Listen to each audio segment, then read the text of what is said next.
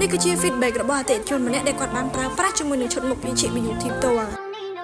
ដែលនៅក្នុងមួយ set ហ្នឹងគឺមានជាមួយនឹង foam លាងមុខមានជាមួយនឹង scrub ជំរុញខោស្កាចាស់និងចានមកផ្ដល់សំណាំដល់ស្បែកមុខដូច្នេះនៅក្នុងវីដេអូនេះនាងខ្ញុំនឹងបង្ហាញពីសកម្មភាពរបស់អតិថិជនដែលគាត់បានប្រើប្រាស់ជាមួយនឹងផលិតផលទាំង3មុខដែល step ទី1គឺគាត់ប្រើជាមួយនឹង foam លាងមុខ face wash របស់ brand Ichi Beauty ប្រព័ន្ធលាងមុខនេះដែរគឺជួយលាងសម្អាតនិងកម្ចាត់រាល់បាក់តេរីធូលីដីនិងជាតិប្រេងនៅលើស្បែកមុខចូលមកដល់ step ទី2គឺអតិថិជនគាត់បានប្រើប្រាស់ជាមួយនឹង scrub ជំរុញខោស្កាចាស់របស់ brand Ichi Beauty ដែលមានឈ្មោះថា scrub peeling gel ដែលមុខងាររបស់ scrub នេះគឺជួយជំរុញខោស្កាចាស់នៅលើស្បែកមុខជួយបិទជាតិកខ្វក់ជាតិពុលនៅក្នុងស្បែកមុខហើយយើងប្រើវាមួយសប្តាហ៍2ដងនោះយើងនឹងទទួលបានស្បែកមុខដែលសភ្លឺថ្លា